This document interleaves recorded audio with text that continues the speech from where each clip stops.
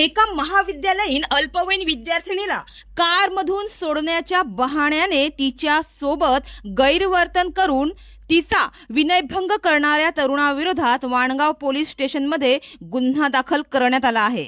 मात्र गुन्हा दाखल होताच आरोपी तरुण फरार झाला आहे।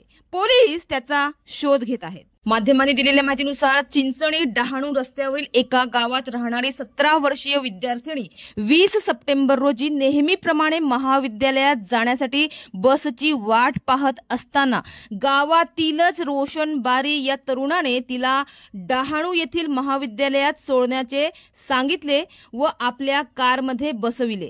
त्यानंतर प्रवासादरम्यान त्याने कारमध्ये तिच्याशी गैरवर्तन आणि इच्छेविरोधात जबरदस्तीने शारीरिक स्पर्श करून तिचा विनयभंग केला।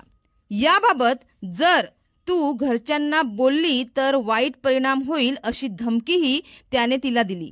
मात्र संध्याकाळी घरी गेल्यानंतर या विद्यार्थिनीने घडलेल्या प्रकाराबाबत आपल्या आईला सांगितले आणि त्यानंतर त्यांच्या तक्रारीनुसार वाणगाव पोलीस स्टेशनमध्ये त्या तरुणाविरोधात पोस्को कलमा अंतर्गत गुन्हा दाखल करण्यात आला असून मात्र तो फरार झालाय। पोलीस त्याचा शोध घेत आहेत।